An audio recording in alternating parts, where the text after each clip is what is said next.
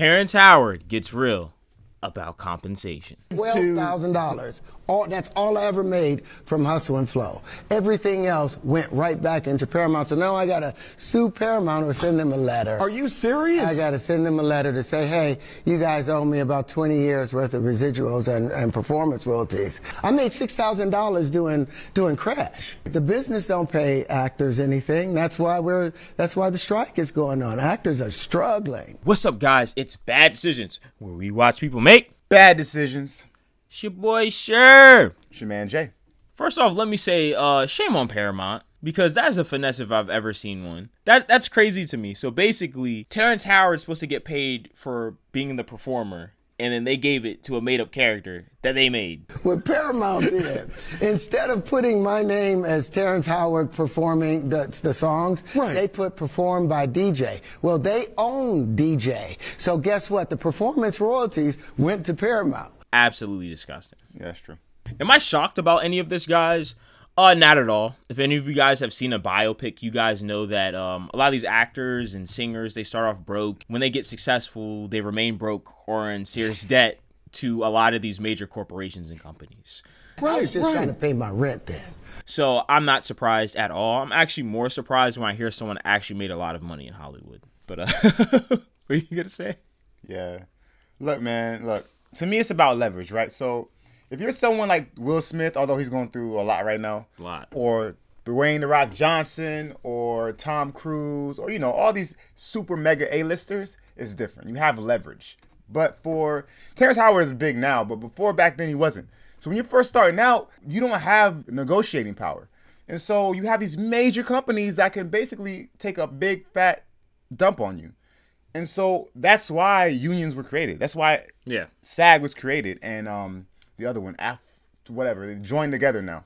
So it's SAG-AFTRA or whatever, American Federation of something and something. I want to get rid of the unions. SAG has done nothing.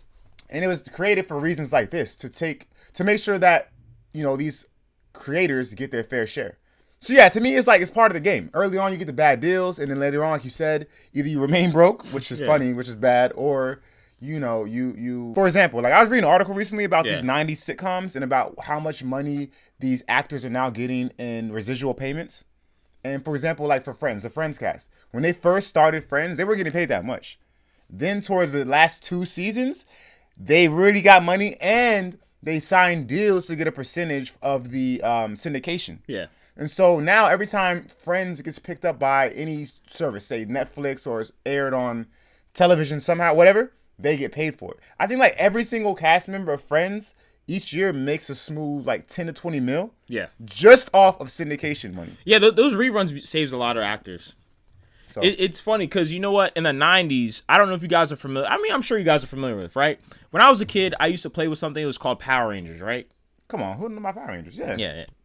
Power, right? And it was a mega sensation in the 90s, right? Everybody had it. Everybody had the figures. For sure. Come to find out, a lot of those actors barely made any money. And their faces were on toys and all these products, and they barely made any money. Matter of fact, some actors actually tried to renegotiate with the company. I think the company at the time was called Saban. And those actors actually got replaced for trying to negotiate their contract. Sometimes, man. But yeah, I mean, it just goes to show everything that glitters is not gold. Absolutely. And look, people forget that actors are like contractors. Michael B said this one time. He's like, when he first started, every time he ends a project, he says that he's pretty much unemployed again. They're contractors. They get a job or they get a role. That's done. That's it. They got to find the next thing. Yeah. And so these are like the A-listers. If you're a smaller actor, you're not making that much money. And between your jobs, you still got to eat. So I think I read online, the Bureau of Labor Statistics said that on average, actors in California back in 2022, or last year, right? They made, I think they said on average, $27.73 per hour.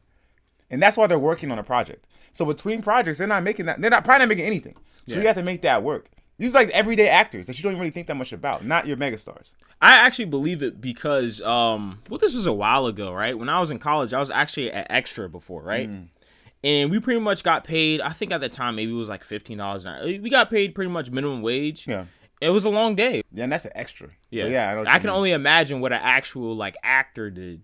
No, I'm with you. I've done some like very like minor stuff, and even those minor films or roles, man, they drain you. Yeah, Like the whole day shoots, you doing the same thing over and over and over in and different over. poses Like, oh yeah. God.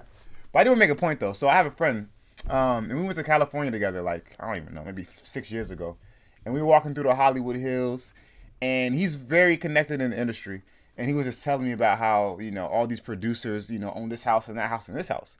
In my mind, I'm like, oh, all these homes are owned by actors.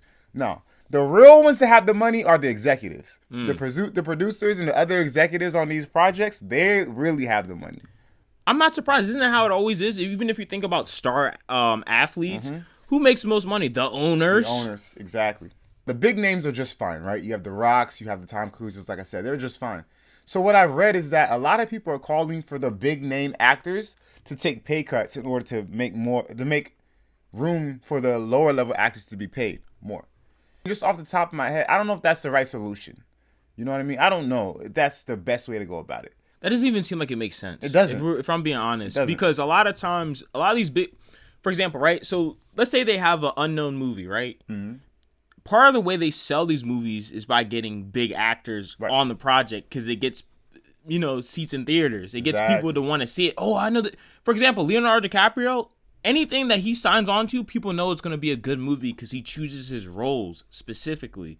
So, I mean, telling him to take a pay cut, I don't see how, it's just not going to happen. I get what they're trying to say because I remember, I think in Iron Man, that's one of the reasons why Terrance Howard wasn't in the second one was because I think they had to overpay Robert Downey and they couldn't pay Terrance Howard what he wanted to show up in the Iron Man suit. So then they were like, all right, well, you're just going to have to get replaced. Yeah, man. That's how it has sometimes, man. If I was an actor, I don't know enough about the business or the industry to really know, but just how early on, 360 deals were very ubiquitous in the music industry. Yeah. And now artists have wised up to that. Yeah. I don't know what the equivalent of a 360 is in the film industry, but whatever that is, that needs to be reworked. Yeah, I mean, to me, that's why it's so important to have these alternative platforms like YouTube, because whatever Hollywood says no to, you can say yes to on YouTube and make it yourself.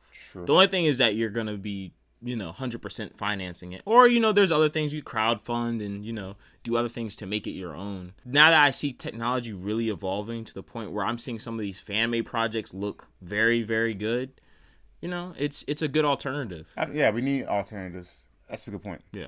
A good point, though, because Terrance Howard was talking about the strike, right? Yeah. One of the things that the people that were on strike were talking about was AI, right? And just seeing how that they were able to finesse Terrance Howard, and this is before AI, I can see why it's so necessary now. Because just imagine, think about it. They just changed Terrance Howard's name, and it was Terrance Howard, and they're able to take the money. Just imagine people stealing your voice, your image, everything else, and not paying you. That, to me, that's evil. That's truly sinister. Wow. Yo. Ultimately, I'm going to say I think Terrance Howard made a good decision shining light on this. I think it's an important situation. I think it's cool. I like what he's doing with his app, talking about having people being able to audition, not having to live in LA. And because LA is super expensive. None of you guys have been in LA. LA is super expensive. A lot of people go out to LA to get, auditions and everything else and make connections. With his app that he's trying to do, basically you're allowed to audition from your house. Cool. I don't know about that. Yeah, I mean, shout out to Terrance Howard. He's doing something big. I think he made a good decision. All right, guys, this has been Bad Decisions. Don't forget to like, comment, and subscribe. If you think Terrance Howard made a good decision, leave a like and leave a comment. If you think the studios are absolutely crazy, leave a like and leave a comment. This is Bad Decisions, and we're out. As you and I were kind of joking earlier, it's hard out here for a pimp. Yeah, it is hard, unless you do it right.